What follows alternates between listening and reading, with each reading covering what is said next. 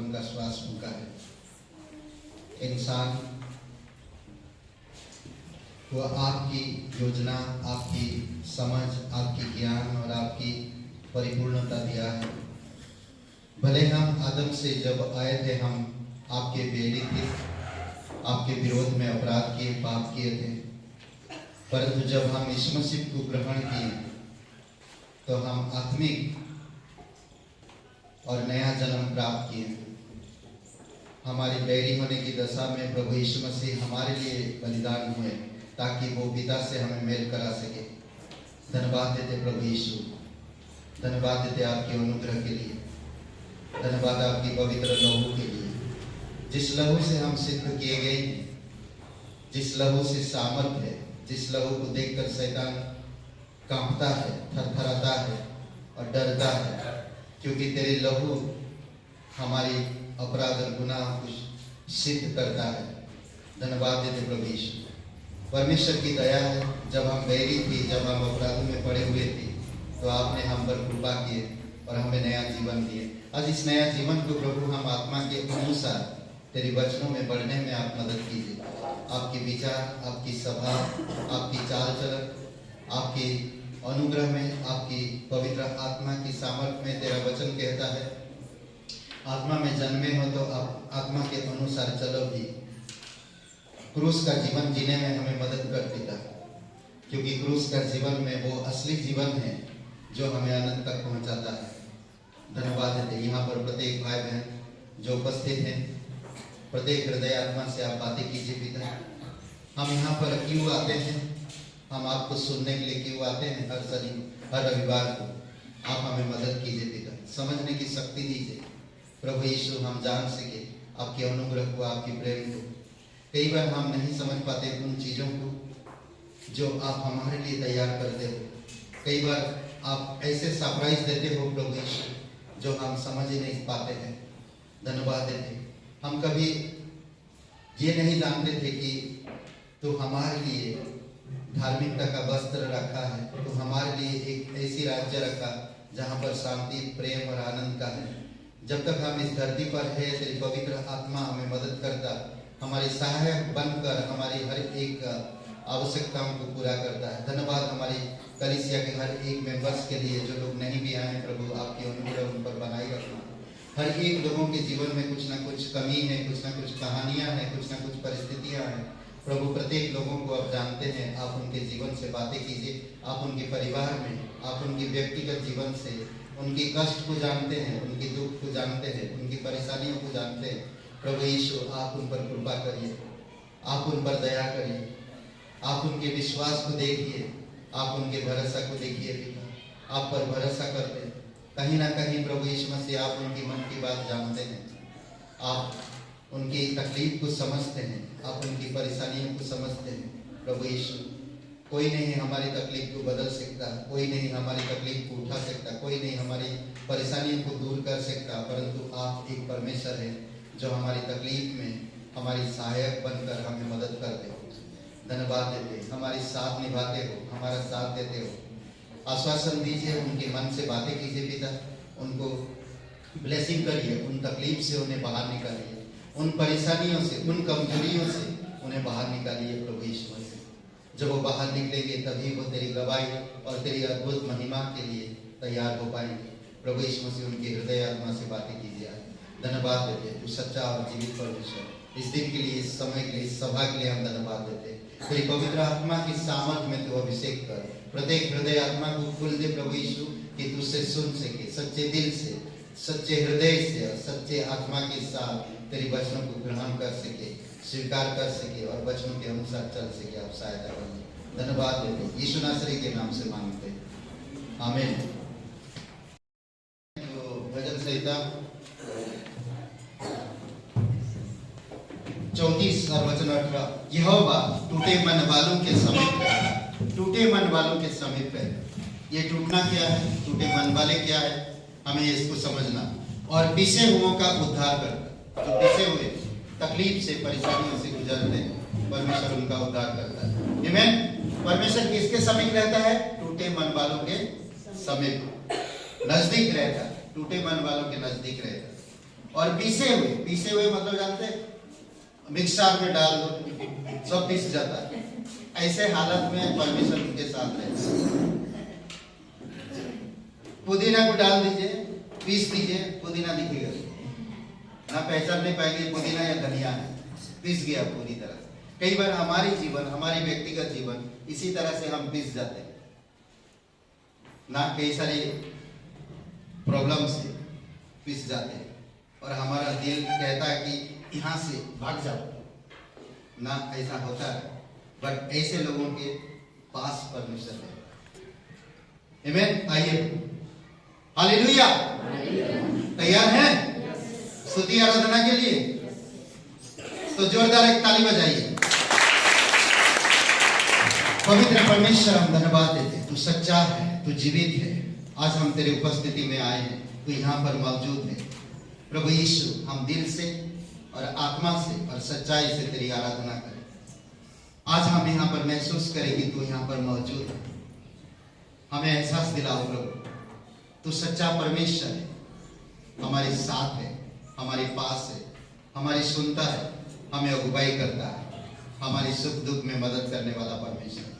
सच्चे दिल से, संपूर्ण हृदय से तेरी महिमा करते, धन्यवाद देते, यीशु नासरी के नाम से मांगते, आमीन।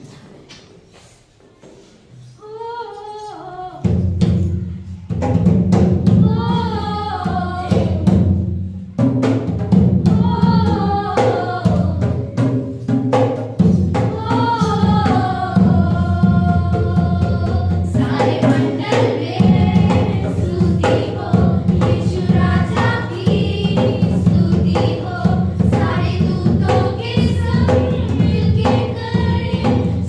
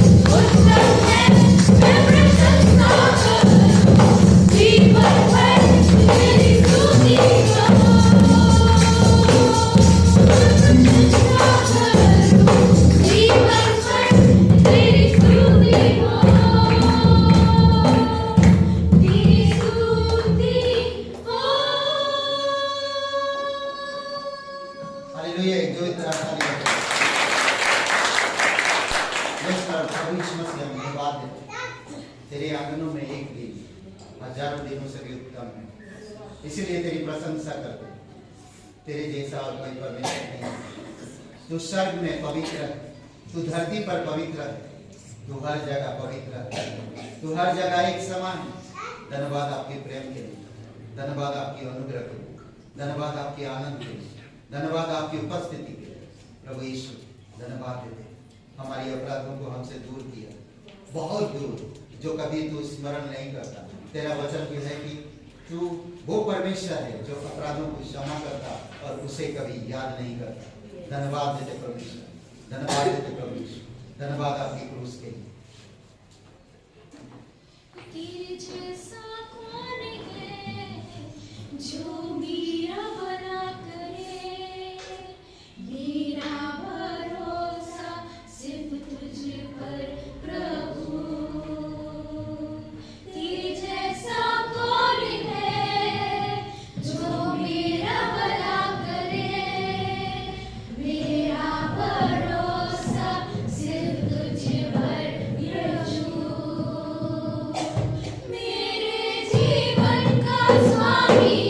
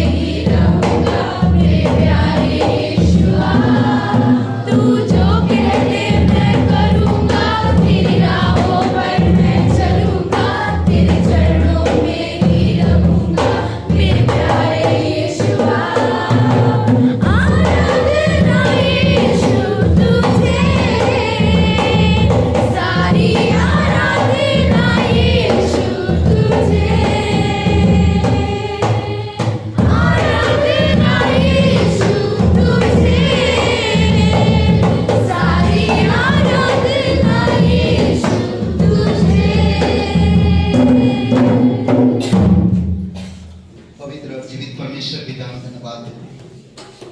धन्यवाद देते प्रभु यीशु। जब हम अंधेरी में होते, जब हम तूफान के बीच में होते, जब हम अंधेरे के बीच में होते, जब कष्टदायक और मृत्यु भरे तराइयों में होकर चलते, तू हमारा साथ देता है। धन्यवाद देते प्रभु यीशु मसीह। जब इजराइल के लोग मिस्र से बाहर निकले तो सेना, फिर उनकी सेना उनके पीछे पड़े, पर तू उनसे बचाया उन्हें। धन्यवाद देते प्रभु यीशु मसीह। हर सिचुएशन को तू हैंडल करता है। जब हम तेरे पास नम्रता से आते हैं, जब हम तेरे सुनते हैं, जब हम तेरी मानते हैं, तेरे वचनों को जब हम महत्व देते हैं हमारे जीवन में, तू हमें महत्व देता है और तू हमें ऊंचा करता है। धन्यवाद। हमारे दिल से, हमारे मन से तू ऊंचा रहे हमेशा और हमारे जीवन में तू प्राथमिकता रहे। धन्यवाद देते। अभिषेक करो प्रत्येक हृदय आत्मा का, दिल से बातें करो प्रभु यीशु मसीह। आज अभी इसी संदेश के द्वारा प्रत्येक लोगों को स्पर्श करो। धन्यवाद देते, तेरी स्तुति महिमा करते, जीवित और पराक्रमी परमेश्वर। धन्यवाद देते पिता, धन्यवाद देते प्रभु यीशु। सभी लोग हाथ उठाइए और प्रभु को कहिए, धन्यवाद आज मुझसे बातें कर पिता। धन्यवाद देते यीशु के नाम से, आमीन। ओके, हम लोग डायरेक्ट संदेश में चलेंगे। अभी तुरंत मैं आधा संदेश देकर छोड़ दूंगा और आप लोग को जाने दूंगा। फिर बाकी जब खाली हो जाएगा कलीसिया तो और आधा संदेश दूंगा। हालेलुया। फिर भी हालेलुया बोलते होता है। ओके, परमेश्वर की दया के विषय में आज हम बात करेंगे। परमेश्वर की दया। ओके, जोरदार एक ताली बजाइए। वर्शिप टीम को आशीष बजाए, बहुत जबरदस्त। और सभी लोग गाया, वेरी गुड। एक और जोरदार ताली बजाए। बहुत धन्यवाद। आमीन। ओके, आज हम लोग बात करेंगे क्या? परमेश्वर की दया, दया के ऊपर। ठीक है, हमारी मैन जो पास्टर है, पास्टर बिनो, उनकी छोटी बेटी का नाम है दया। ओके, दया नाम अच्छा है ना। हमारी कलीसिया में एक जन थे, चांदनी, उनकी बेटी का नाम था नील और चांदनी, उनकी बेटी का नाम था दया, पर वो तो दया चला गया। ओके, परिचय में थोड़ा सा मैं बताना चाहता। दया के लिए इब्रानी शब्द चाकड़, थापड़ नहीं, चाकड़, इब्रानी शब्द कम, इसका मतलब होता है कि मनुष्य के साथ परमेश्वर का व्यवहार को दिखाने है। मनुष्य के साथ परमेश्वर के व्यवहार को दिखाता है। चाकड़ का मतलब, चाकड़ इब्रानी शब्द है। दया का क्या इब्रानी शब्द है? चाकड़। अलग अलग रूपों में उपयोग किया गया है। परमेश्वर मनुष्य के साथ जो व्यवहार है अलग अलग तरीकों से दर्शाया गया है। यह इस बात को भी दिखाता है कि मनुष्य को एक दूसरे के साथ कैसा व्यवहार करना चाहिए। जैसे कि अच्छे सामरिक की उदाहरण, अच्छे सामरिक लूका के 10वां अध्याय में पता है ना। एक अच्छे सामरिक, एक व्यापारी यरूशलेम से यरीहो की ओर जा रहा था व्यापार के लिए, और उसे रास्ता में कुछ गुंडे लोग उसको मारा और आत्महत्या करके छोड़ दिया। वहां पर से दो लोग गुजरे, एक उपदेशक और एक अलग अलग लोग वहां से गुजरे, दो लोग, और पर सामरी एक वहां से गुजरा तो उसने उस पर दया किया ना। तो उस 10:37 में उसमें कहता है जैसे दूसरे के साथ व्यवहार करना चाहिए, जैसे कि अच्छे सामरी की कहानी में देखा गया है। लूका का 10:37 में कहता, उसने कहा, वही जिसने उस पर दया की, यीशु ने उससे कहा, जा तू भी ऐसा ही कर। समझ रहे? अद्भुत बात है इस कहानी को, लूका का 10वां अध्याय में अद्भुत बात है। ओके, तो ये था प्रस्तावना। हम लोग चलते हैं परमेश्वर की दया की तरफ। ओके, आइए प्रार्थना करते हैं। जीवित और पराक्रमी परमेश्वर पिता, हम धन्यवाद देते, तू सच्चा है, तू पवित्र है, तेरी इच्छा अनुसार तू अगुवाई कर, तेरी वचन के द्वारा तू हमसे बातें कर। हम कुछ सीखना चाहते हैं, हम जानना चाहते हैं आपको और गहराई से। जीवित और पराक्रमी परमेश्वर, धन्यवाद देते। दिन बहुत कष्टदायक होने वाला है और हो रहा है। प्रभु यीशु, आप हमें बल दो, क्योंकि आपके पास आनंद की भरपूरी है। धन्यवाद देते, यीशु मसीह के नाम से मांगते हैं, आमीन। ओके, आपके पड़ोसी से कहिए कि आप परमेश्वर आपसे बातें करें।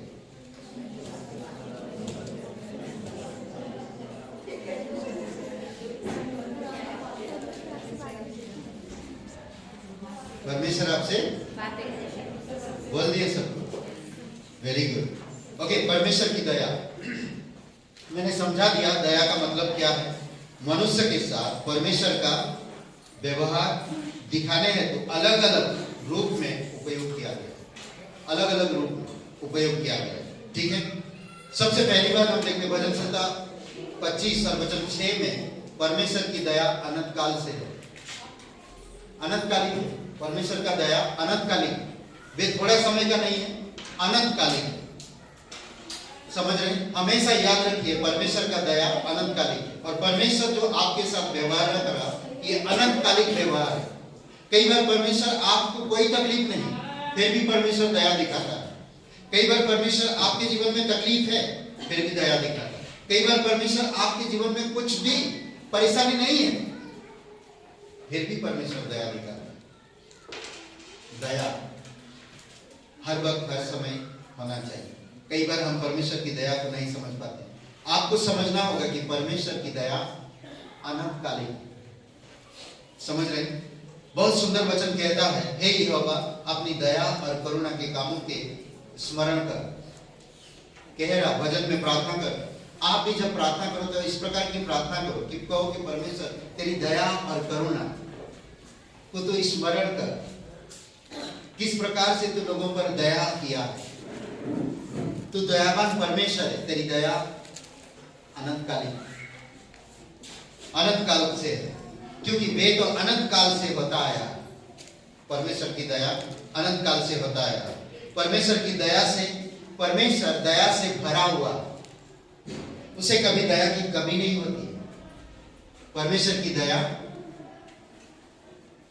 भरा हुआ, परमेश्वर अपने आप में दया से भरा हुआ। जिस परमेश्वर को आप जानते हो वो दया से भरा हुआ है। याकूब का 5:11 में कभी कभी कोई चीज भरा रहता तो आपको कैसा लगता है? आपकी जेब भरा है तो कैसा लगता है? एकदम ना, हा? मस्त ना, अच्छा लगता ना। जब जेब भरा हो तो, या जेब जब खाली हो तो कैसा रहता है? उदासी रहती,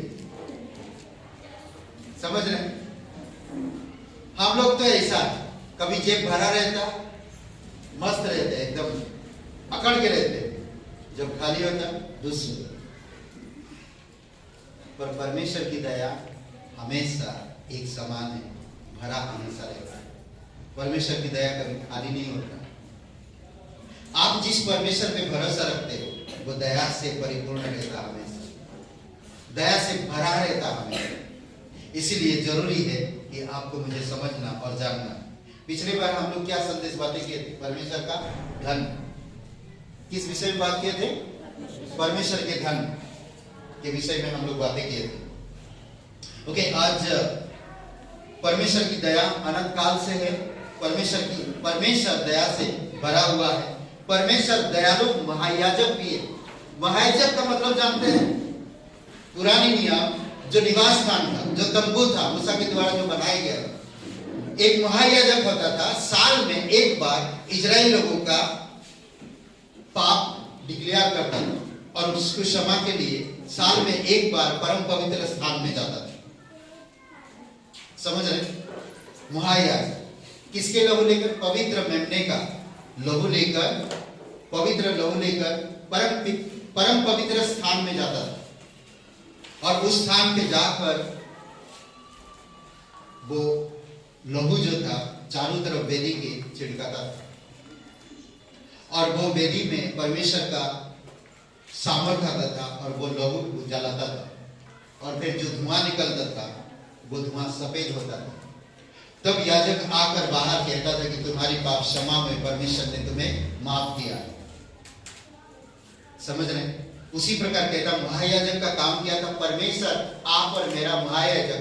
परमेश्वर स्वर्ग में है और उसने मनुष्य का रूप लेकर इस धरती पर आया और उसने आप और मेरे लिए परमेश्वर के लिए बलि हुआ और अपना स्वयं का लहू परमेश्वर को भेंट किया और आप और मेरे लिए वो द्वार खोल दिया। देखिए परमेश्वर दयालु महायाजक, ये जो महायाजक परमेश्वर की ओर से, इब्रानी का 2 अध्याय वचन 7 में कहता, इस कारण उसको चाहिए था कि सब बातों में अपने भाइयों के समान बने, सब बातों में अपने भाइयों के समान बने, जिससे वह उन बातों में जो परमेश्वर से संबंध रखती है एक दयालु और विश्वासयोग्य महायाजक बने, ताकि लोगों के पापों के लिए प्रायश्चित करे। दयालु और विश्वासयोग्य महायाजक, यीशु मसीह दयालु और विश्वासयोग्य महायाजक है। परमेश्वर स्वयं दयालु और विश्वासयोग्य। आप और मैं विश्वास से हट जाएं, उसकी दया को ग्रहण ना करें, पर परमेश्वर हमेशा आप पर दया करता है। आप उसका वचन पढ़े या ना पढ़े, प्रार्थना करे या ना करे, कलीसिया आए या ना आए, परमेश्वर की दया हमेशा आप पर रहता है और वो आपके प्रति हमेशा विश्वासयोग्य रहता है। वो कभी भी आपसे नाराज नहीं होता। इंसान नाराज हो सकते हैं, जिसको आपने प्यार दिया, जिसको आपने चाहा, वो लोग आपसे नाराज हो सकते हैं, परंतु परमेश्वर आपसे कभी नाराज नहीं होता। याद रखिए, आप किसके पास आते हैं? परमेश्वर के पास आते हैं और परमेश्वर से सुनते हैं। परमेश्वर सच्चा है, परमेश्वर जीवित है, परमेश्वर आपसे बातें करता है, परमेश्वर आपको जानता है। कई बार कई सारे लोग आपकी दिल की बात नहीं जानते, आपकी मन की बात नहीं जानते, परंतु परमेश्वर आपको जानता है अच्छी तरह से। किस लिए कह रहा है ये? ताकि लोगों के पापों के लिए प्रायश्चित कर सके। आज अगर महायाजक हमारी घुसखोरी होता ना, जिसका जो देख रहा ज्यादा भेंट दे रहा, उसी के तरफ परमेश्वर जा रहा, उसी के तरफ हमारा महायाजक ढल रहा, तो ऐसा कभी फिर हम लोग जी नहीं सकते। यहां पर कई सारे आज पुजारी लोग परमेश्वर के भक्त कहलाते हैं, परंतु लोगों में ढल जाते हैं, लोगों की तरफ पक्षपात करने लगते हैं। ऐसे पुजारी हमें नहीं चाहिए, ऐसे याजक हमें नहीं चाहिए। हमें दयालु और विश्वासयोग्य पुजारी चाहिए, और वो कौन है? परमेश्वर स्वयं, और कोई नहीं। आप और मेरे लिए प्रायश्चित का कारण बना। नहीं तो आज अगर घुसखोरी होता तो हमारे पास तो भैया इतना भेंट चढ़ाने के लिए तो कुछ है नहीं। आज गरीब लोग तो जा नहीं पाएंगे, स्वर्ग नहीं पहुंच पाएंगे, परमेश्वर के पास बातें नहीं कर पाएंगे, परंतु परमेश्वर अमीर हो या गरीब, धर्मी हो या अधर्मी, कैसे भी इंसान हो, आप पवित्र हो या पापी, उससे कोई फर्क नहीं पड़ता। हर किसी से परमेश्वर समान दया दिखाता है। आमेन। सोचिए, आज लोग यहाँ पर कह सकते हैं, आपके पास बंगला है तो आपको तारीफ करते हैं, आपके पास कार है तो आपका तारीफ करते हैं, आपके पास घर है तो आपका तारीफ करते हैं, आपके पास अच्छे धन संपत्ति है, लोग तारीफ करते हैं, पर गरीब का साथ कोई नहीं देता है, अशिक्षित का साथ कोई नहीं देता है। अच्छे कपड़ा जो पहन कर आते उनका साथ देते, परंतु गंदे कपड़ा कोई पहन कर आया उनका साथ नहीं देते। जानते हैं अंधे व्यक्ति को प्रभु यीशु मसीह ने गले लगाया। जानते हैं वो पापिनी स्त्री को सब लोगों ने जो उंगली उठाया, प्रभु यीशु मसीह ने उसे कहा, जब जब मेरे सुसमाचार प्रचार किया जाएगा तेरी गवाही सुनाऊंगा।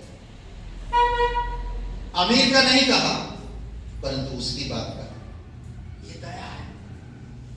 परमेश्वर कभी किसी को दया से कम नहीं आंकता या दया से ऊपर नहीं आंकता, समान रूप से दया देता, और सभी लोगों के साथ वो विश्वासयोग्य है। फर्क इतना है कि हम परमेश्वर को कैसे आंकते हैं। मैंने देखा है लोगों को, बाइबल में भी आप लोग देखें, लोग रोए हैं, मुझे मुझे कुछ चीजें प्राप्त करना। लोग परमेश्वर में लिपट गए, चिल्ला नहीं पाए, अपने से फोटो को हिलाए। परमेश्वर की बंदे के लिए आपने द्वार खोले, परमेश्वर की राज्य के लिए आपने घर दे दिए। ऐसे लोग परमेश्वर के लिए अपना जमीन बेच दिए। ऐसे लोग हैं बाइबल के अंदर जो परमेश्वर के लिए करना चाहते हैं। समझ रहे? परमेश्वर दया करने में आनंदित होता है। परमेश्वर को खुशी होती है दया दिखाने में या दया करने में।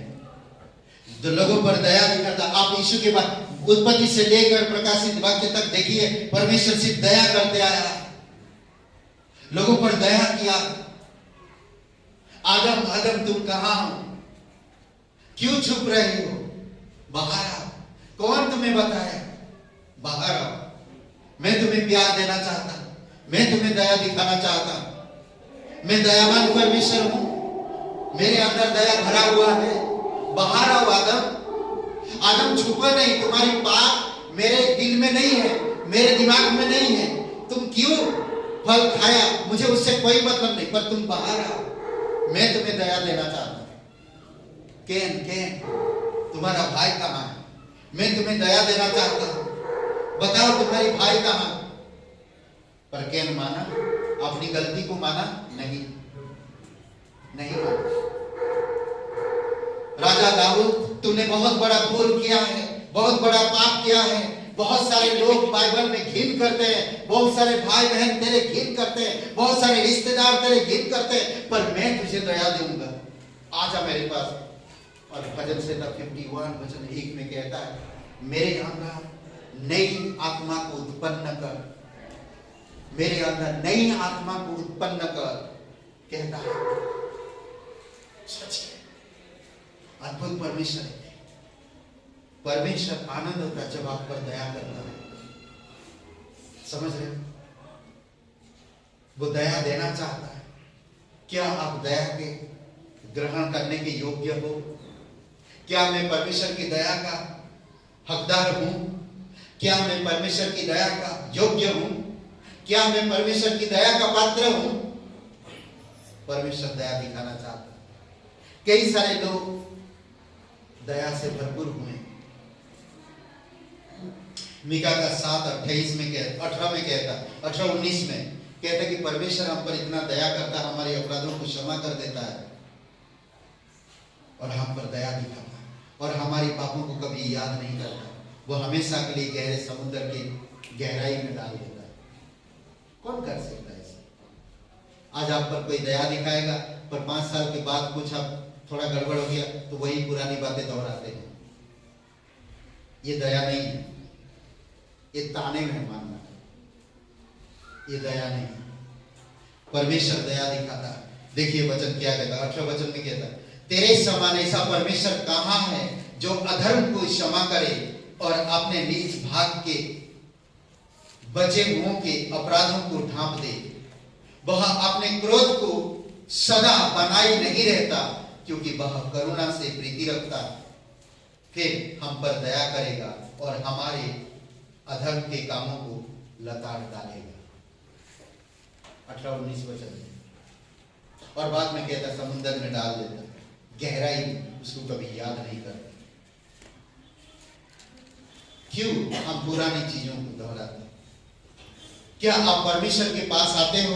क्या आप एक दया का पात्र बने हो? कोशिश करो कि मैं दया का पात्र बनूं, मैं प्रेम का पात्र बनूं, मैं मेल मिलाप का पात्र बनूं, मैं वचन सुनाने वाला सुसमाचार का पात्र बनूं, मैं ऐसा एक पात्र बनूं जिससे लोगों को प्रेरणा मिले।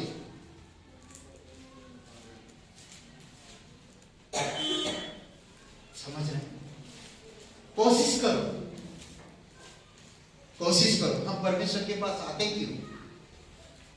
कारण क्या? परमेश्वर चाहता कि आप आत्मा में भरपूर रहो, प्रेम में भरा रहो, आत्मा में भरा रहो। जब आप आत्मा में भरा रहोगे तो ये सारी चीजें दिखेगा, प्रेम, आनंद, शांति। हम आत्मा में भरा। कभी पूछा, कभी आए, जब प्रार्थना कलीसिया में जब आए, परमेश्वर आज मुझे तेरी आत्मा से भर दो, मैं हमेशा आत्मा से भरा रहना चाहता हूं। परमेश्वर से कहिए, परमेश्वर से पूछिए। देखिए, जब आप आत्मा से भरा रहेंगे तभी आप दया, प्रेम, आनंद, धीरज, विश्वास, नम्रता, ये सब चीजों को समझ पाए। परमेश्वर दयावान, परमेश्वर दया करता है। परमेश्वर की दया, परमेश्वर हमेशा दया करने में आनंदित होता है। परमेश्वर की दया महान है, ऐसा वैसा दया नहीं है, वो महान दया। भजन संहिता 69 वचन 16 में कहता, हे यहोवा मेरी सुन ले, क्योंकि तेरी करुणा उत्तम है और अपनी दया की बहुतायत के अनुसार मेरी और ध्यान उत्तम है और महान है। ओके, दया के जो ये था परमेश्वर की कुछ बातें। परमेश्वर का दया अनंत काल से है, अनंतकालिक है, और परमेश्वर के दया, परमेश्वर दया से भरा हुआ है। परमेश्वर दयालु महायाजक है। परमेश्वर की दया, परमेश्वर दया करने में आनंद रहता है और परमेश्वर की दया महान है। अब मैं इस बात पे जाऊंगा कि परमेश्वर की दया के महत्व यानी कि मूल्य, दया का क्या मूल्य है, उसको हम लोग थोड़ा समझेंगे वचन के साथ। ओके, परमेश्वर की दया का क्या महत्व है। मैं सिर्फ सिंपल बातें करूंगा, आप लोग वचन लिख लीजिएगा, ठीक है, और बाद में जाकर घर में दोबारा इसको पढ़िएगा। जैसे थेसलोनिया के लोगों, एथेंस के लोग, थेसलोनिका के लोग वचन लिखते थे, जो पौलुस कहता था जाकर उसको ढूंढते थे। उसी प्रकार आप लोग होना चाहिए। जो वचन अभी यहाँ से सुन के जा रहे, आप जाइए, घर में फ्रेश होइए, थोड़ा सा नाश्ता करिए, खाना खाइए, जो भी करना करिए, थोड़ा रेस्ट करिए, फिर वचन पे जाइए। इस वचन को दोबारा पढ़िए, तो परमेश्वर की आत्मा रिमेंबर कराएगा और भरेगा आपको आत्मा से। संडे को लेकर के आज था संदेश अच्छा, घर में गए, सच हो गए, खाना खाया, बहुत हो गया, पूरा सप्ताह खत्म हो गया। संडे को अरे आज संडे, चलो जाना पड़ेगा कलीसिया, तैयारी, संदेश को ध्यान ही नहीं दिया। तो दया कैसे मैं करूंगा दिन भर या साप्ताहिक भर लोगों के साथ, कैसे करूंगा दया? नहीं हो पाता। समझ रहे, इधर उधर से थोड़ा सुन लिए, इधर उधर एक टॉपिकली मैं एक संदेश दे रहा हूं ताकि आपको समझ में आए कि परमेश्वर की दया कितना जरूरी है। ओके, दया का महत्व, परमेश्वर की दया का महत्व। दया न्याय पर जयवंत होता है। जब आपके ऊपर जब न्याय आएगा तब तक दया काम करेगा और आपको जिताएगा, जयवंत करेगा, जीत हासिल करेगा, विक्ट्री लाएगा आपके जीवन में। समझ रहे, जब जब आपके पास, भले हो सकता मैं गलती किया और उसके कारण मेरे ऊपर न्याय है, पर उस समय दया काम करेगी। यीशु मसीह की दया के शब्दों से कहा, जो निष्पाप हो पहला पत्थर मारे। करेक्ट, जो निष्पाप हो पहला पत्थर मारे। सहज क्या है बता दो, कि कहता कि तेरे बिस्तरा उठा और घर जा। उसने सिर्फ कहा था लंबे की रवि को, मरकुस का दूसरे अध्याय में क्या कहा था कि तेरे पाप क्षमा। लोग उसका विरोध किए इस बात का, पापों की क्षमा करना परमेश्वर के, उस पर दया किया परमेश्वर ने। तो पाप के कारण ये परिस्थिति है, तो पाप से मन फिरा, नया जीवन मिलेगा। पर लोग विरोध, दया का शब्द तेरे पाप क्षमा। जो निष्पाप हो पहला पत्थर मारो। मैं न्याय नहीं कर, न्याय करने के लिए आए थे गांव में, वो गलत रंगे हाथ अपनी आंखों देखी बातें थी। लोग लाए थे यीशु के पास, यीशु ने बहस नहीं किया, यीशु ने पवित्र आत्मा की सामर्थ्य में जवाब दिया। जो निष्पाप हो पहला पत्थर मारे। किसी ने नहीं मारा, तो यीशु ने उस पर मारा नहीं, दया दिखाई, न्याय पर दया जयवंत। जब आप और मैं यीशु के पास खड़े रहेंगे, हमने क्या किए हैं, वचन कब पढ़े, कलीसिया कब नहीं है, प्रार्थना कब नहीं किए, इससे कोई मतलब नहीं। उस समय आप पर पर दया होगा या नहीं, वो इम्पोर्टेंट, वो समझ रहे हैं? अद्भुत। याकूब का 2:13 में दया न्याय पर जयवंत होती है। परमेश्वर बलिदान नहीं, दया चाहता है। बलिदान नहीं चाहता, दया चाहता है। आज परमेश्वर कभी नहीं कहता कि आप बलिदान करो, अपने आप को क्रूस पे चढ़ा दो, नहीं कहता। अपनी खून बहाओ, नहीं कहता। घर बेच दो, नहीं कहता। जमीन बेच दो, नहीं कहता। नौकरी छोड़ दो, नहीं कहता। पर कहता दया दिखा, दया चाहता। बहुत बार लोग निर्णय नहीं ले पाते। परमेश्वर की कलीम है, परमेश्वर की बुलाहट है दया से। कई बार हम परमेश्वर की बुलाहट को नकार कर देते हैं। समझ रहे? मत्ती का 9:13 में ईश्वरीय ज्ञान दया से भरपूर होता है। दयावान इंसान को ईश्वरीय ज्ञान दया से भरपूर होता है। जब हम दयावान बनते हैं, याकूब का 3:17 में दया हमें विश्वास योग्य बनाती है। 1 कोरिन्थियों का 7:25 में दया क्या विश्वास योग्य बनाता है?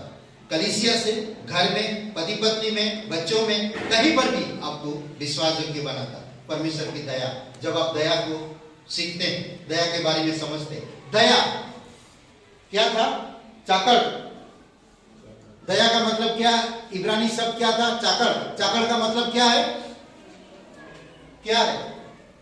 देखें, भूल गए आप। क्या?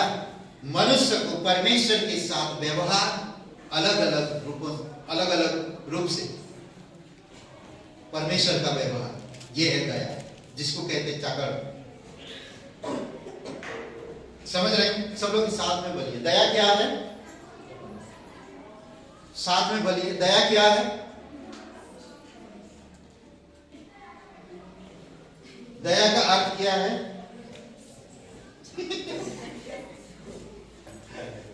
हाँ? मनुष्य का परमेश्वर के साथ व्यवहार अलग अलग तरीकों से। करेक्ट? कोई बीमार है तो परमेश्वर की दया है, कोई खुश है तो परमेश्वर की दया भी है उनके साथ। कोई दुखी है, कोई निराशा है, कोई दुर्देश में है, कोई न्याय के आसन के सामने है, सब पर दया है, अलग अलग तरीकों से। इब्रानी शब्द क्या है? क्या है? थापड़, चाकड़। ओके। परमेश्वर की दया हमें उद्धार प्रदान करती है। उद्धार का मतलब ये नहीं कि हम आत्मा से उद्धार करें। उद्धार मतलब हर रोजमर्रा जीवन में हमें बचाता है दया। आपका एक्सीडेंट हो जाता है किसी के साथ और आप बहुत गुस्से में आते, सामने वाला भी गुस्सा, दोनों गुस्से में, दोनों मारपीट करते, पत्थर फेंकते, मारते, डंडा उठाते, मारते। पर वहां पर अगर किसी इंसान दया दिखाता तो ये लड़ाई नहीं। फिर मारपीट इतना बढ़ गया, दोनों गाड़ी जला दी, जो बचा कुचा था वो भी जला दिया, इतना नुकसान हो गया। इससे एक बड़ा एक लड़ाई बन गया वहां पर, उस क्षेत्र में, न्यूज में, पेपर में आ गया। सिंपल सा थोड़ा सा दया दिखा देते तो इतना कांड नहीं होता। यही इंसान नहीं कर पाता। समझ रहे? दया का मूल्य उद्धार लाता है, बचाता है हमेशा। तीतुस का 3:5 में। ओके, अब यहां पर हम लोग रेडी हैं आगे बढ़ने के लिए। दया कैसे प्राप्त करें? परमेश्वर की दया कैसे प्राप्त करें? अच्छा है ना कि दया, परमेश्वर की दया के विषय में हमने सुन लिया, दया कितना मूल्यवान है। और अब हम परमेश्वर की दया कैसे प्राप्त करें? कैसे प्राप्त करेंगे? हाँ, कुछ बातें कैसे प्राप्त करेंगे परमेश्वर की दया? अभी हमने देखा कि परमेश्वर का दया अनंत काल का है। परमेश्वर दया करने में आनंद होता है, खुशी होता है। परमेश्वर की दया कैसे प्राप्त करेंगे? क्या बोलते? थोड़ा सा कुछ दया कैसे प्राप्त करें?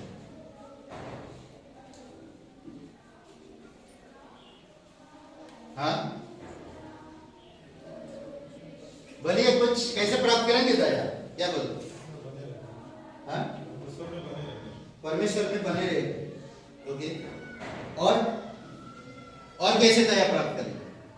बातें करिए आप मेरे साथ। हाँ, क्या बोलते हैं? दया को कैसे प्राप्त करेंगे? वो करेंगे दया, दया आ जाओ, आएगा? क्या बोलते हैं? कैसे प्राप्त करेंगे दया? लोगों के अपराधों को क्षमा करके। हाँ, लोगों के अपराधों को क्षमा करके। लोगों की अपराधों को क्षमा करके। पापों को क्षमा कर, पापों को क्षमा करने अपराधों पर, को क्षमा करके। अच्छा, ओके, लोगों को अपने समर्पित कर, हाँ, ठीक है। ओके, और क्या बोले? हाँ, दया करके। दया करके दया प्राप्त कर, दया दिखाएंगे तभी दया प्राप्त करेंगे। ओके, और प्रेम करके, हाँ, प्रेम करके, हाँ, प्रेम करके, एक दूसरे को प्रेम करके परमेश्वर की दया को हम प्राप्त कर सकते हैं। ओके, एक दूसरे को प्रेम करके परमेश्वर की दया को प्राप्त कर सकते हैं। और नम्र हमसे करता ही है, पहले से हम योग्य भी नहीं है कि उन पर दया करें। पर हम कैसे प्राप्त करें? वो तो करता ही है, पर मैं कैसे प्राप्त करूं? मैं कैसे जानूं? अपने आप को नम्र और दीन बनाकर, हाँ, अपने आप को नम्र और दीन बनाकर, अपने आप को नम्र बनाकर। ओके, और बताइए बताइए, शर्माइए नहीं, अच्छी बात है। कितने सारे आ रहा, देखिए ये पॉइंट्स है, अच्छे पॉइंट्स है ना। परमेश्वर दया करता है, परमेश्वर का दया अनंतकालिक है, और परमेश्वर दया करने में खुशी होता है, और परमेश्वर दया से भरपूर है। वो परमेश्वर हम पे दया करता है, पर हम कैसे जाने कि परमेश्वर हमें दया किया? मुझे कैसे मालूम पड़े? मुझे कैसे प्राप्त होगा दया? परमेश्वर के वचनों को जान। परमेश्वर के वचनों को जानकर। अच्छा पॉइंट देख रहे हैं? सब जो आप लोग बता रहे हैं बहुत ही सुंदर है, अद्भुत है, पर मैं देता हूं कुछ। ओके, जैसे किसी ने भी कहा अभी ना, मत्ती का 5 और वचन 7 में क्या कहता है? धन्य है वे जो दयावंत है, क्योंकि उन पर दया की जाएगी। धन्य है वे जो दयावंत है। किसी ने कहा दया करके, जो हमें परमेश्वर ने दया किया, तो हम भी वही दया दूसरों को करें। दया दिखाओ, दया करो, दया से उठाओ, दया से बोलो। नहीं, ये मत्ती का 5:7 में दयालु बनकर, दया की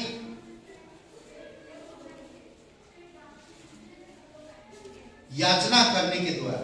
याचना कैसे करना? भजन संहिता 51, ये भजन संहिता 51 जब दाऊद राजा ने गलत काम किया था, तभी ये भजन को लिखा था। 51 वचन 1 में, हे परमेश्वर, अपनी करुणा के अनुसार मुझ पर अनुग्रह कर, अपनी बड़ी दया के अनुसार मेरे अपराधों को मिटा दे। मेरे अपराधों को मिटा दे। अद्भुत है ना?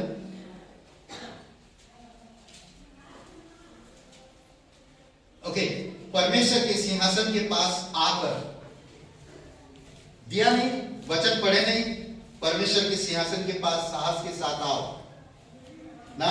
इब्रानी का 4:16, विश्वास के साथ परमेश्वर के सिंहासन के पास आओ तो वो तुम पर दया करेगा। पाप करना छोड़ने के द्वारा, जो हम पाप करते हैं, जो हम झूठ बोलते हैं, जो हम गलत सोचते हैं, ये सब चीजों को छोड़कर जब हम परमेश्वर के पास आते हैं तो हमें दया मिलता है, हम दया प्राप्त करते हैं। देखिए नीति वचन का 28:13 में क्या कहता है? जो अपने अपराधों को छिपा रखता है उसका कार्य सफल नहीं होता। जो अपने अपराधों को छुपा के रखता है उसका कार्य सफल नहीं होता, परंतु जो उसको मान लेता और छोड़ भी देता है उस पर दया की जाएगी। सिंपल सी बात है, नीति वचन का 28:13 में समझ, सिंपल सी बात है। छोड़ दो। परमेश्वर ने आपके पापों के लिए बलिदान हो, मैं कुछ चीजों के लिए छोड़ नहीं सकता, छोड़ दो। क्या होगा? आपका जब डर चला जाएगा अंदर से, तब आप दया प्राप्त कर पाएंगे। कई बार डर की वजह से हम झूठ बोलते हैं अपनी प्रियजनों से, इसी कारण से हमारे अंदर दया नहीं आता और हम चिड़चिड़ होते, गुस्सा करते, क्रोध करते, हर वक्त हर समय कोई भी बात का सही जवाब नहीं देते, इसी कारण की वजह से। अगर आपके अंदर दया भरपूर रहेगा तो आप दया से बात करेंगे। दया हमारे अंदर है नहीं, इसीलिए हम चिड़चिड़ होते हैं, कारण यही है। समझ रहे हैं? क्योंकि हम पापों को छोड़ते नहीं, बुराई को छोड़ते नहीं, हम उसको छुपा के रखते हैं, हम उसको दबा के रखते हैं हमारे दिल में, हमारे मन में। तो क्या होता? हम अच्छे चीज सुनना नहीं चाहते, ऐसा होता है। नई सृष्टि के अनुसार चलकर, आपको नई सृष्टि हुआ है, आपका नया जन्म मिला है, तो आप इस नई सृष्टि में रहकर या इस नई सृष्टि में बढ़कर, नई सृष्टि का मतलब क्या है? जो कोई यीशु मसीह पर विश्वास करता वह नई सृष्टि है। पुरानी बातें बीत गई, अब सब कुछ नया हो गया। क्या उसी स्वभाव में बढ़ रहे हो? क्या उसी चाल चलन में चल रहे हो? क्या ऐसे स्वभाव रख रहे हो? तो आप पर दया हो। गलतियों का 6वां अध्याय वचन 15 और 16 वचन, क्योंकि ना खतना और ना खतना रहित कुछ है, ना खतना ना खतना रहित कुछ है, परंतु नई सृष्टि, नई सृष्टि। व्यवस्था मानने वाले या व्यवस्था ना मानने वाले, इससे कोई फर्क नहीं पड़ता। पर क्या दोनों ने नई सृष्टि में, नई सृष्टि है। विश्वास पर चलने वाले और विश्वास पर ना चलने वाले नई सृष्टि है या नहीं? नई सृष्टि में है। जितने हम नियम पर चलेंगे उन पर और परमेश्वर के इजराइल पर शांति और दया होती रहेगी। परमेश्वर की नई सृष्टि पर जो चलेगा वो शांति और दया होती रहेगी। समझ रहे हैं? ये है दया प्राप्त करने का तरीका। कैसे आप दया, परमेश्वर की दया प्राप्त करेंगे? समझ रहे हैं? और मैं एक कहानी बताऊंगा बाद में, अभी यहीं पर हम समाप्त करते हैं। अभी अनाउंसमेंट है और ऑफरिंग का। में आप सभी का स्वागत है। आइए हम परमेश्वर के लिए जोरदार ताली दें।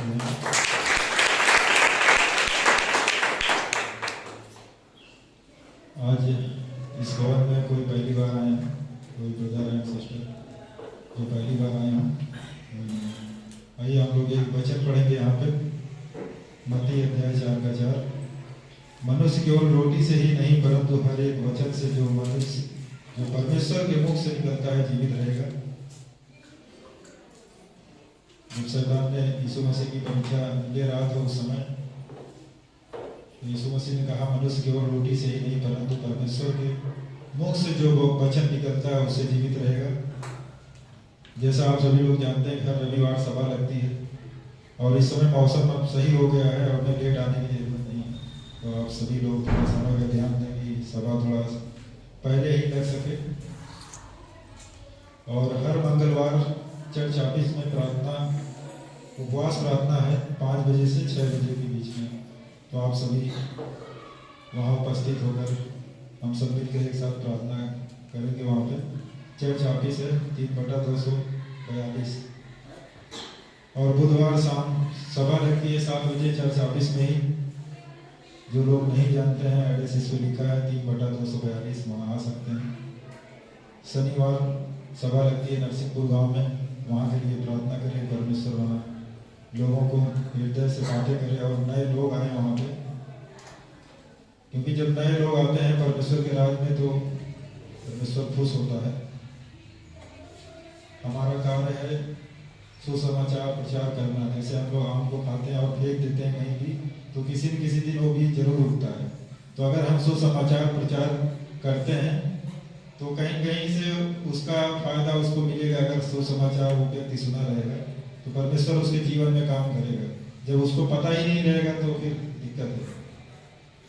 साप्ताहिक परिवार है, रोशनी उनके परिवार के लिए प्रार्थना करें कि परिवार उन्हें परमेश्वर उन्हें स्वस्थ आध्यात्मिकता में बढ़ाए रखे और शांति दें। साप्ताहिक मिशनरी हैं पास्टर मौलवी, चर्च गेट, मुंबई, उनके लिए प्रार्थना करें कि परमेश्वर पवित्र आत्मा और उसकी इच्छा के अनुसार उनको अगुवाई करें। कलीसिया बढ़े, नए शिष्य बने। कुछ नाम है यहाँ पे: प्रीति, सुमन गौतम काथा गांव से, हाथ और पैर में चोट है, प्रार्थना करें परमेश्वर इन्हें ब्लेस करे और चंगाई दे। अमृत कुमार रचना जी, उनके लिए भी प्रार्थना करें परमेश्वर जो भी इनकी समस्याएं हैं उनको उस समस्या से निजात दे, संतान से आशीषित हों। आशा जी, सेनो जी, पूजा जी, फैजाबाद, नेहा जी, सिटी काता गाँव से, इन नामों के लिए प्रार्थना करें परमेश्वर भी इनके जीवन में भी काम करें और बड़ी गवाही के साथ यहाँ उपस्थित हों। आज के लिए इतना ही, धन्यवाद। 5 से 6 बजे है, मंगलवार को आप उपवास रख सकते कलीसिया के लिए, अपने परिवार के लिए, और एक अच्छा टीम बन सके यहाँ पर। अच्छा टीम ऐसा जो सच में परमेश्वर के लिए भूखा हो और परमेश्वर के राज्य के लिए तैयार रहता हो और शिष्यता में कलीसिया लोगों में, इसीलिए हम लोग फास्टिंग पीरियड रखते हैं। तो वेलकम, आ सकते। ओके, अब ये गीत है।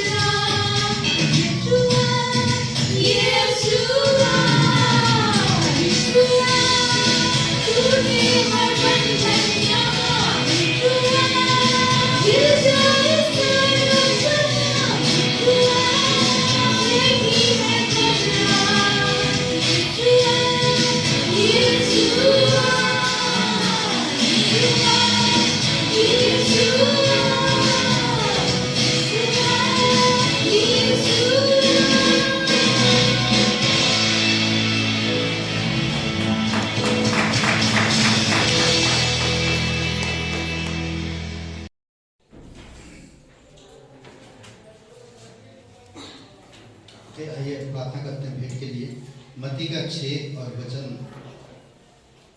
4 दोनों हाथ के बारे में बात कर, दाएं हाथ बाएं हाथ ना, जब दाएं हाथ से देते हो तो बाएं हाथ को पता ना चले, बाएं हाथ से देते दाएं हाथ को पता ना चले।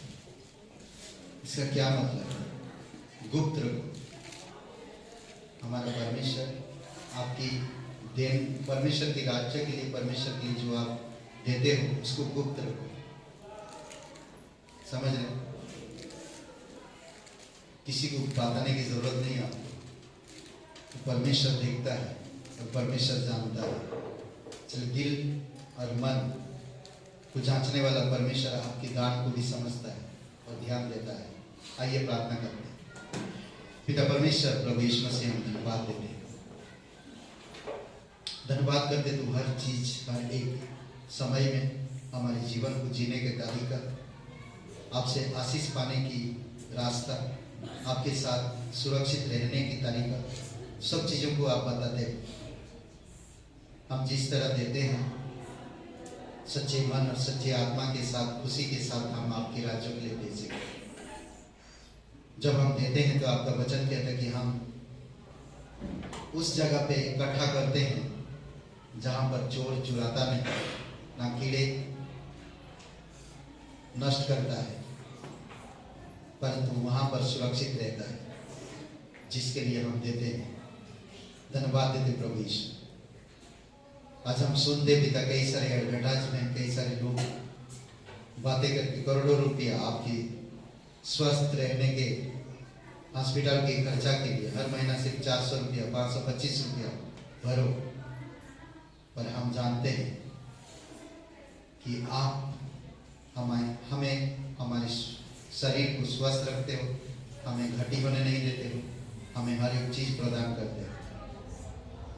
तो सच्चा और जीवित परमेश्वर, धन्यवाद देते हैं, तेरी स्तुति महिमा करते हैं, यीशु मसीह के नाम से मांगते हैं, आमीन।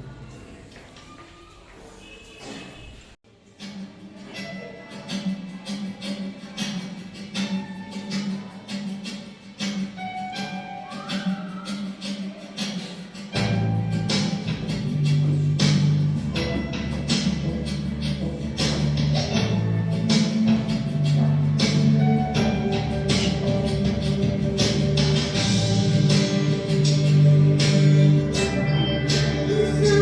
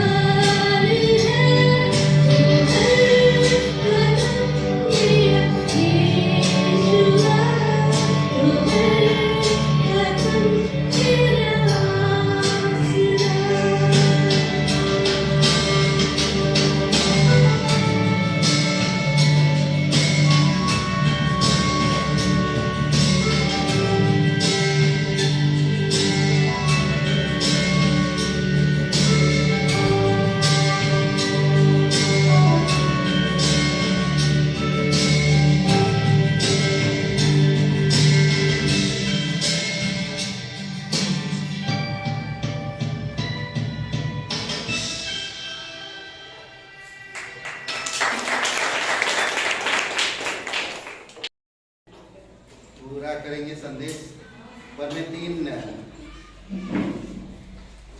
तीन बातें बताया। क्या किया? दया का अर्थ क्या है?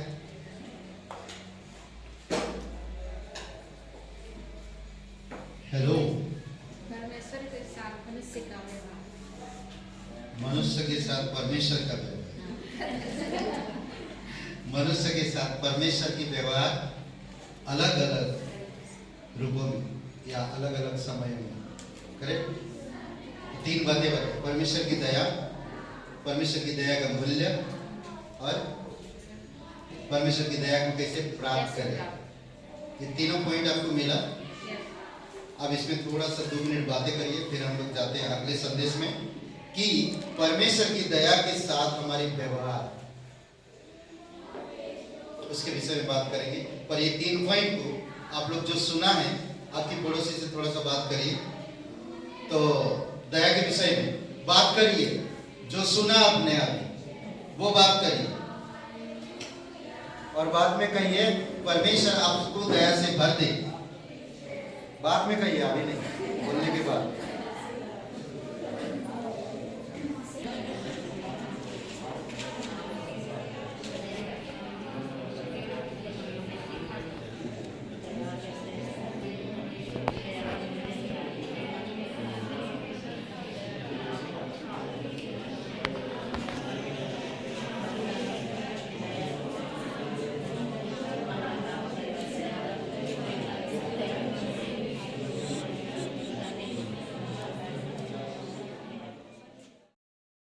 कैसे चल रहा है?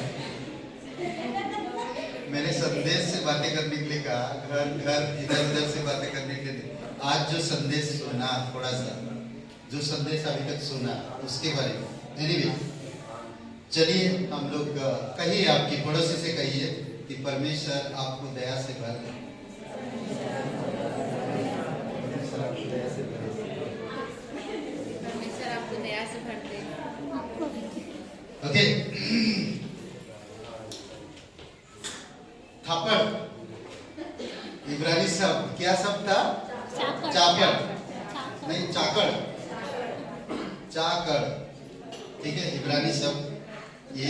ओके, अब हम लोग चलते हैं। अभी 3 पॉइंट हम लोग देखा, परमेश्वर का दया, और फिर दया का मूल्य और दया को कैसे प्राप्त करें। और अब हम देखेंगे कि परमेश्वर की दया से हमारा व्यवहार कैसे है, हम कैसे व्यवहार करते हैं। करेक्ट? अगर हम दया के विषय में जान गए तो हम उसका व्यवहार कैसे करें। तो बाइबल में सिंपल वचन है, उन वचनों को कई बार हम भूल जाते हैं। इसी कारण से हम परमेश्वर की वचन के साथ व्यवहार नहीं कर पाते ठीक से। और व्यवहार ना करने से क्या होता है, जो चीजें हमें मिलने वाला होता है वो नहीं मिल पाता। आप अगर किसी जो मिल के रहे और उनके साथ व्यवहार आपका अगर गलत हो जाता है, तो वो व्यवहार से आपका पूरे जो प्रेम होता है वो टूट जाता है। समझ रहे? जानते हैं कांच के बर्तनों के साथ कैसे व्यवहार किया जाता है और स्टील के बर्तनों के साथ कैसे व्यवहार किया जाता है, अलग अलग है। सिल्क की साड़ी में कैसे व्यवहार करेंगे जब आप इस्त्री करते हैं, और कॉटन की साड़ी में आप कपड़े कॉटन की कपड़े से कैसा व्यवहार करेंगे, आपको अच्छी तरह ये तजुर्बा है। कई बार आप और मैं नहीं समझ पाते ना, साधारण पेपर के साथ कैसे व्यवहार करते हैं और नोटों के साथ कैसा व्यवहार करते हैं। ये समझने वाली बात है, समझ रहे हैं? ओके, परमेश्वर की दया के साथ हमारा कैसे व्यवहार है। सबसे पहली बात हम देखते हैं यहाँ पर किस तरह से वचन कहता है दयालु होना। क्यों कह रहा है ऐसा दयालु होना? क्योंकि हमारा परमेश्वर दयालु है। जिस परमेश्वर पे आप विश्वास करते हो वो परमेश्वर क्या है? दयालु है।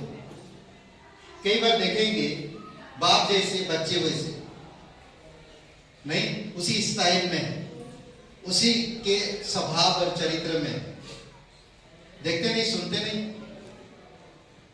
जैसा बाप है वैसे बेटा, उससे बढ़कर बेटा है, कहते नहीं? सुना है कभी आपने? सुना कि नहीं? सुना है ना? एग्जैक्टली वही बात बाइबल में कह रहा है। आप जब सुने हो, आप कई बार लोगों को बोले भी हो, अरे कुछ कुछ बाप के पे गया, बाप पे गया। मैं यहाँ पर देखता नहीं, कुछ कुछ किसी को बोल नहीं सकता कि बाप पे गए हैं। नहीं, आप सभी लोग प्यारे हैं, परमेश्वर में हो आप लोग, अच्छी बात है। ओके, देखिए क्या कहते हैं, दयालु होना। परमेश्वर की दया के साथ आपको दयालु होना है, तभी आपके पिता के साथ आप मेल खाओगे। नहीं तो अगर आपका पिता दयावंत है और आप क्रोधवंत है तो मेल नहीं खा ना, करेक्ट। तो इसीलिए वचन कहता लूका का 6:36 में 6:36, जैसा तुम्हारा पिता दयावंत है वैसे ही तुम भी दयावंत बनो। हालेलुया। जैसे मेरे पिता दयावंत है मैं भी वैसा बनूं दयावंत। जिस चीज से पिता घृणा करता मैं उस चीज से घृणा करूं, जिस पर पिता दया करता मैं उस पर दया करूं। पिता कहता कि दयावंत बनो तो मुझे बनना है, करेक्ट। कई बार माँ बाप डांटते हैं बच्चों को, ये गलत काम मत करो, गंदे काम मत करो। प्रेम को समझो। परमेश्वर भी हमें उसी प्रकार सिखा, मैं दयावंत तो तुम भी दयावंत बनो। परमेश्वर कहता है, अच्छा है ना, अच्छा है कि नहीं, बहुत प्यारा। परमेश्वर समझा रहा, बेटा पशा विराम ध्यान दे, मैं दयावंत क्यों नहीं बनूंगा? कान में घुस ध्यान सुनो, मैं दयावंत तुम दयावंत दोनों बनना। आपका परमेश्वर, आप उस पर विश्वास करते हैं, वो आपके कान पे फुसफुसा के कह रहा, हे मैं दयावंत हूं, तुम दयावंत बनो। प्लीज रीड माय वर्ड, वचन पढ़ो मेरा। मुझ पर भरोसा रखते हो? हाँ प्रभु मैं रखता। तो भाई क्यों नहीं समझ रहे हो? मैं दयावंत है तो तुम दयावंत बनो ना। क्यों फ्रस्ट्रेटेड हो? क्यों चिंता में घुसते हो? क्यों परेशान होते? क्यों क्रोध होते हो? क्यों? परमेश्वर कहता है सिंपल, दया से प्रेम करना, दया से प्रेम करना। मीका का 6 और वचन 8, हे मनुष्य वह तुझे बता चुका है, हे मनुष्य वह तुझे बता चुका है कि अच्छा क्या है। ध्यान दीजिए, ये वचन बहुत पावरफुल है, बहुत सुंदर वचन है। ये अंदर जाके छूता है। क्या कह रहा देखिए, हे मनुष्य वह तुझे बता चुका है कि अच्छा क्या है, और यहोवा तुझसे इसे छोड़ और क्या चाहता है। इसे छोड़ और क्या चाहता? 3 चीज। तू न्याय से काम करे, अन्याय से नहीं, न्याय से काम कर, कृपा से प्रीति रख, अपने परमेश्वर के साथ नम्रता से चल। हालेलुया। ये परमेश्वर का काम है। जब हम इस तरह से काम करते हैं, आप दया से भर जाओगे। सच कह रहे, ये परमेश्वर कहने के लिए कहता है। अन्याय से काम मत करो, कृपा से प्रीति रखो, हमेशा कृपा करो, दया करो, उससे प्यार करो, और अपने परमेश्वर के साथ कैसे चलना? नम्रता से, और दया की रास्ता देखना, दया की रास्ता देखना, इंतजार करना, बाट जोड़ना, जिसको कहते बाइबल में बाट जोड़ना। ये याकूब का 21 वचन 21, देखिए क्या कहता, अपने आप को परमेश्वर के प्रेम में बनाए रखो। सिंपल, अपने आप को परमेश्वर के प्रेम में बनाए रखो। जानते हैं ये गर्मी का समय आ रहा है, आप लोगों के घर में, कई सारे घर में चिट्ठी आते हैं कि नहीं? आते हैं ना। तो आप जो मीठा मीठा चीज होते हैं ना, पानी का बर्तन के बीच में रख देते ताकि चींटी उसमें घुस ना सके, पानी क्रश ना कर सके। करेक्ट, समझ रहे? तो अपने आप को परमेश्वर के प्रेम में रखो तो शैतान अटैक नहीं कर पाए, दया ऊपर से होते रहे। समझ रहे? अद्भुत है। अपने आप को प्रेम में रखो। आगे क्या कहता देखिए, वचन का 20 पाठ कहता है, बनाए रखो अनंत जीवन के लिए हमारे प्रभु यीशु मसीह की दया की बाट जोड़ते रहो। अगर आप प्रेम की बाउंड्री में चले जाओगे, चींटी काटेंगे। सच बता दे रहे हैं। आप चीनी के डिब्बा को अलग रख दो तो चिट्ठी भर जाएगी डब्बे में। वही होता हमारे जीवन। प्रेम की बाउंड्री में रखो, चिट्ठी घुस नहीं पाएंगे, शैतान काट नहीं सके। समझ रहे हैं? समझने का दया होना, दया से प्रेम करना, दया की रास्ता देखना, हमारे शरीर को परमेश्वर को चढ़ाना, भेंट देना। रोमियो का 12:1। अपने आप ना, जब आप पढ़िए कोई एक जन जोर से इस वचन सुना के, बढ़िया लगता मुझे वचन, बहुत अच्छा लगता है। रोमियो का 12:1। इसलिए हे भाइयों, मैं तुमसे परमेश्वर की दया स्मरण दिलाकर विनती करता हूँ कि अपने शरीरों को जीवित और पवित्र और परमेश्वर को भावता हुआ बलिदान करके चढ़ाओ। परमेश्वर क्या है? परमेश्वर का वचन क्या है? परमेश्वर की दया को स्मरण दिलाता हूँ कि वो हमारे अपराधों और कामों के लिए, पापों के लिए अपने आप को बलिदान कर दिया यीशु मसीह। तो आज हम उसके लिए अपने शरीर को क्यों संसार में ढकेल दें? परमेश्वर को समर्पित करें। गलतियों का 2:20 में कहता है कि हम क्रूस के साथ क्रूस पर चढ़ाए गए, यीशु मसीह के साथ क्रूस पर चढ़ाए गए। अब मैं जीवित नहीं रहा, अब जिंदा हूं। तो क्या जिंदा है मेरे अंदर? यीशु। तो जब मेरे अंदर यीशु जिंदा है तो शरीर के अनुसार मैं ना चलूं। शरीर के काम, गलतियों का 5वां अध्याय 18 से लेकर 19-20 वचन को देखेंगे तो गलतियों का उसमें शरीर का काम दिखता है। समझ रहे? इसीलिए आपको सावधान और मुझे रहना चाहिए, सावधान रहना चाहिए। ओके, नेक्स्ट हम देख सकते हैं परमेश्वर की महिमा करना। जब हम परमेश्वर की महिमा करते हैं, कई बार मुझे बहुत दुख होता है, हम लोग वर्शिप में परमेश्वर के साथ नहीं होते। कई सारे लोगों को देखा, हम वर्शिप में पहुंच नहीं पाते। बहुत सारे लोग वर्शिप नहीं कर पाते, तो दिल को तैयार कैसे करेंगे? जब हम स्तुति आराधना करते हैं तो परमेश्वर हमारी हृदय को साफ करता है, हमें एक प्रेम लेकर आता है, हमारे अंदर एक ऐसी स्वभाव उत्पन्न करता है कि हम उसे ग्रहण कर सकें। समझ रहे? डायरेक्ट हम आते हैं तो क्या करते? बैठ जाते हैं, संदेश में जाते हैं तो क्या होता है? हमें नींद दे। स्तुति आराधना में जोश पैदा करता है, प्रेरणा पैदा करता है। इसीलिए हमें स्तुति आराधना अटेंड करना, स्तुति आराधना में आना और परमेश्वर से प्रार्थना करना, परमेश्वर से महिमा करना अच्छा लगता है। कहता है रोमियो का 12:15 में, अन्य जाति भी दया के कारण परमेश्वर की स्तुति करे। और जैसा लिखा, इसीलिए हे जाति जाति में तेरा धन्यवाद करूंगा और तेरे नाम के भजन गाऊंगा। ये था दया के साथ आपका व्यवहार। ठीक है, दया के साथ आपका व्यवहार। अगर हम व्यवहार उल्टा कर दें तो होता क्या परिणाम? ठीक है, परमेश्वर की दया क्या होता है जब हम दया को नहीं दिखाते? कई बार होता नहीं, तुम जो करना करो, मुझे नहीं करना। होता क्या? संभालना, उसको मरने दो, मेरे को क्या जाता है। तो क्या होता है? कई बार हम दया के बारे में सुना पर हम दया दिखाते नहीं, पर उसका उल्टा करते हैं। अगर दया ना दिखाने का परिणाम क्या होता? देखिए, 3 बातें मैं ध्यान देता हूँ। कोई एक जन पढ़िएगा, मैं वचन दे रहा हूँ, ठीक है?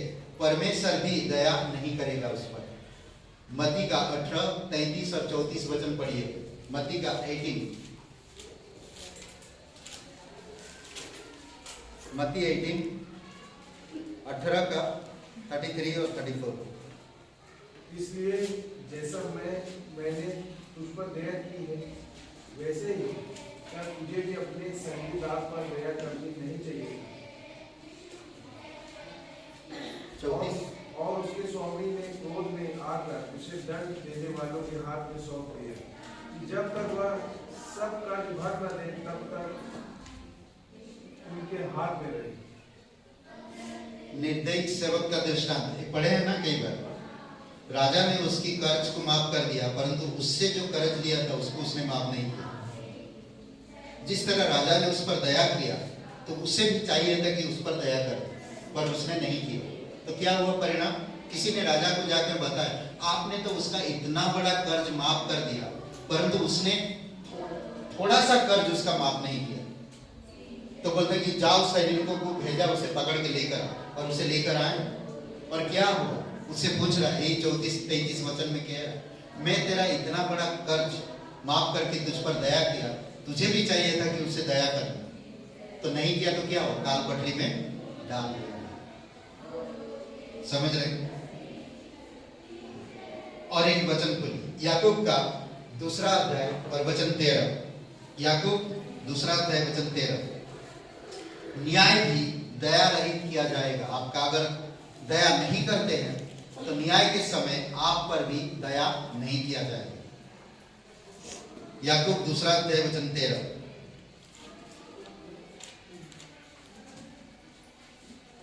पढ़िए। क्योंकि जिसने दया नहीं की उसका न्याय बिना दया के होगा, दया न्याय पर जयवंत होती है। ओके, न्याय दया पर जयवंत होता है। जब आपका न्याय का समय आएगा, अगर आपने दया किया है तो आपको भी दया किया जाएगा। अगर आप दया नहीं किया है तो आपका भी दया बिना न्याय के नहीं, आपका भी न्याय बिना दया के होगा। समझ रहे? क्लियर है? इसीलिए दयावंत बनो। आपका पिता दयावंत है, आप दयावंत बनो।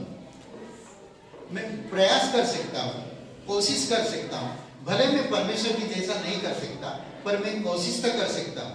कोशिश करने वालों को कभी ये आता है।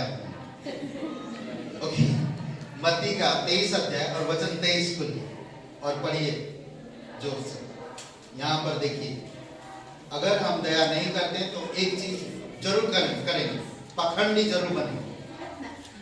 समझ रहे? मत्ती का 23:23।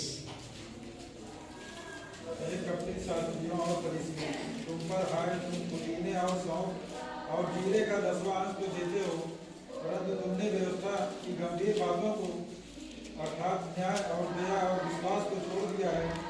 चाहिए था कि इन्हें भी करते रहते और उन्हें भी ना छोड़ते। ओके, ये पाखंड लोग 10वां अंश दे रहे हैं, बड़े बड़े भेंट चढ़ा रहे हैं, खेत की जीरा का भी दे रहे हैं 10वां अंश, पर उनके अंदर दया नहीं है, विश्वास नहीं है, न्याय नहीं। दया रखो अपने, दान दो या ना दो, कोई चीज बलिदान करो या ना करो, पर दया रखो अपने। दयावान बनो। परमेश्वर ने कहा है दया न्याय पर विजय होता है।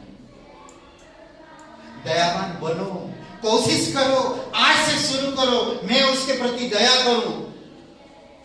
माँ बाप बच्चों के प्रति, बच्चे माँ बाप के प्रति, अपने भाई बहनों के प्रति। जब आपकी घर में शुरुआत होगा तो बाहर भी शुरुआत हो जाएगी। सिंपल, शुरुआत करो आज से। अगर नहीं करते तो ये 3 चीज के उल्टा है। मेरा न्याय होगा बिना दया के, और मैं पाखंडी बन जाऊंगा। दया अगर नहीं है तो मेरे यहाँ पाखंडी का मतलब समझ, धोखेबाज, सिंपल सा धोखेबाज। और परमेश्वर दया नहीं करेगा जब मैं किसी पर दया नहीं करूंगा। एक कहानी है, एक कैदी के विषय जिसका नेपोलियन द्वारा वध किया जाना था। नेपोलियन द्वारा वध किया जाना था। जब उसकी छोटी सी बेटी सम्राट के सामने आई, तब भी वह अपने न्याय में स्थिर रहा। सम्राट के सामने, जिसका वध होने वाला था, सम्राट के सामने उसकी बेटी आई और उसके सामने आकर खड़ी रही। फिर भी सम्राट का मन स्थिर रहा ना उसको सजा देने के लिए, वध करने के लिए। परंतु छोटी लड़की कहती रही, महोदय, मैं न्याय मांगने के लिए नहीं आई हूं, मैं यहाँ पर न्याय मांगने नहीं आया। हे महोदय, हे महाराज, हे सम्राट, मैं यहाँ पर क्या न्याय मांगने नहीं आया, पर मैं यहाँ पर इसलिए आया, देखिए क्या कहेगा, परंतु दया की याचना करने के लिए आई। तो इसकी ये आवाज सुनकर सम्राट का भी नम्र अभिषेक छोड़ दिया। दया की याचना बचा लेता किसी का जिंदगी। परमेश्वर आप पर, मुझ पर दया किया है। इन शब्दों में सम्राट को उस कैदी के रिहा करने पर मजबूर कर दिया। उस लड़की की आवाज में, लड़की के शब्दों में। यदि आप लूका के 18 अध्याय चुंगी लेने की प्रार्थना को ठीक तरह से पढ़ते हैं तो उसने क्या मांगा? 2 लोग प्रार्थना करने आए, एक शास्त्री, एक चुंगी लेने वाला। शास्त्री आकर कहता, मैं इनके जैसा, मतलब आपको नहीं बोलूं, मैं इनके जैसा नहीं हूं, समझ रहे? पर वो चुंगी लेने वाला पापी क्या बोल रहा? मैं सर उठाने की योग्य नहीं, मैं तो आपसे दया था। वचन, एक वचन कहता उसका 13 वचन, कोई पढ़ेगा लूका का 18-13। यदि आप चुंगी लेने वाले की प्रार्थना का स्मरण या समय देखें, जिसने कहा, हे परमेश्वर मुझ पापी पर दया कर। ओके, सभी लोग पढ़िए और टाइमिंग देखिए, कितना टाइम में पढ़ देते इसको। टाइमिंग देखिए, सभी लोग पढ़िए लूका का 18 अध्याय वचन 13, इसको पढ़िए और समय कितना लगा देखिए।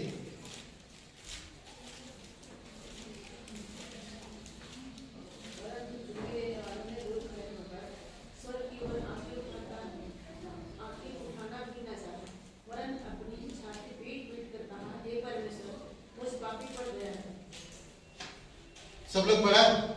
हो गया? कितना टाइम लगा? टाइम देखा क्या नहीं? कितना टाइम लगा? देखा? टाइम देखे?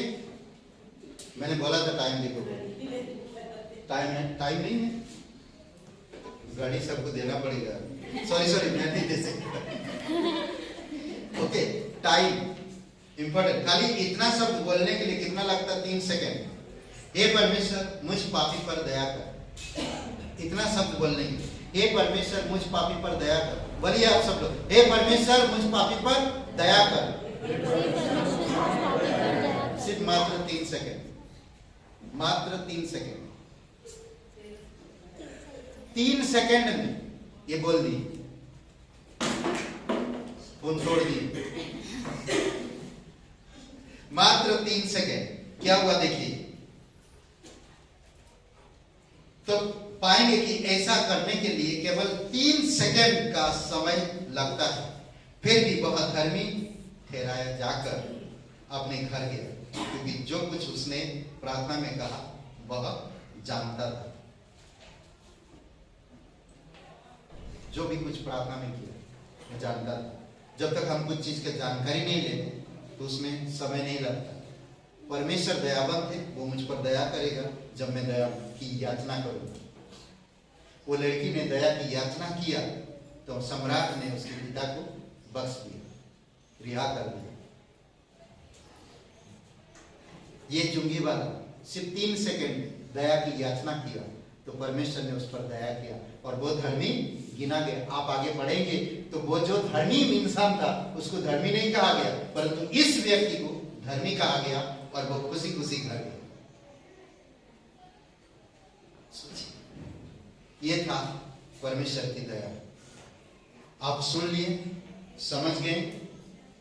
4 पॉइंट 5 पॉइंट बताया मैंने इसमें ना। परमेश्वर की दया, दया का मूल्य, ना परमेश्वर की दया का मूल्य, परमेश्वर की दया को कैसे प्राप्त करें, परमेश्वर की दया के साथ कैसे व्यवहार करें, और जब दया को इस्तेमाल नहीं करते तो क्या होता है। करेक्ट? तो ये सारे पॉइंट्स आप देखिए, ठीक है। अब कैसे बनना चाहिए? आपका पिता दयावंत है तो आपको भी दयावंत बनना। दया का मतलब क्या है? मनुष्य को परमेश्वर के साथ व्यवहार कैसे अलग अलग। मैं उसको और भी क्लियरली दे दे रहा हूं आपको, ठीक है। ये क्लियरिटी दे देता हूं।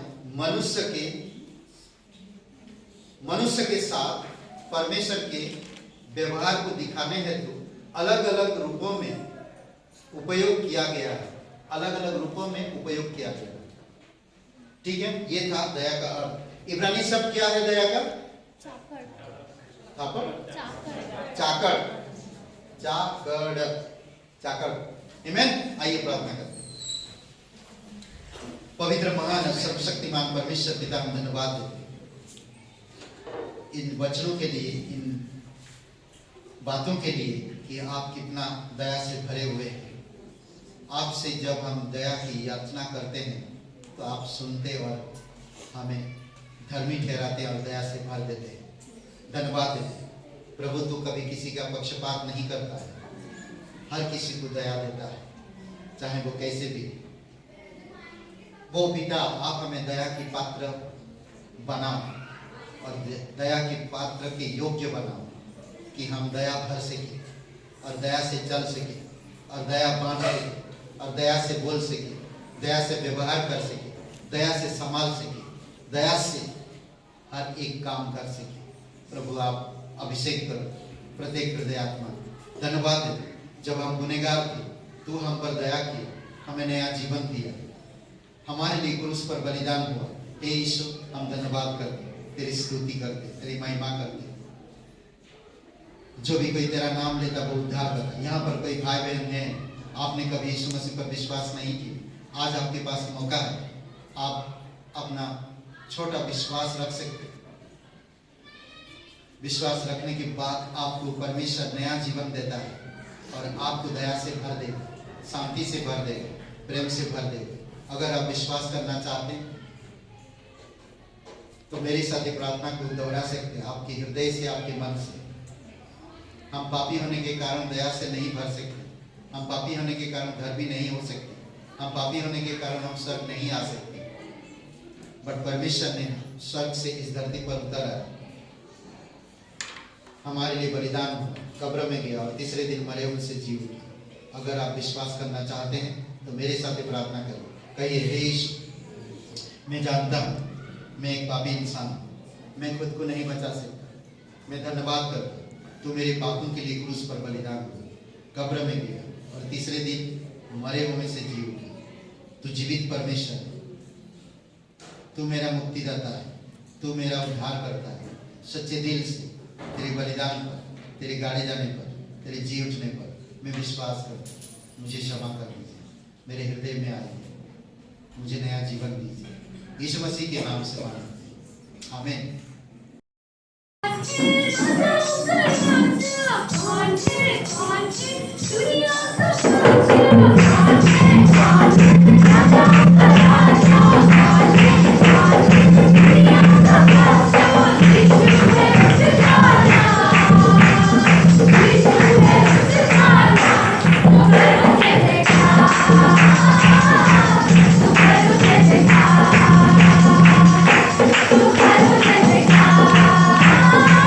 Thank you.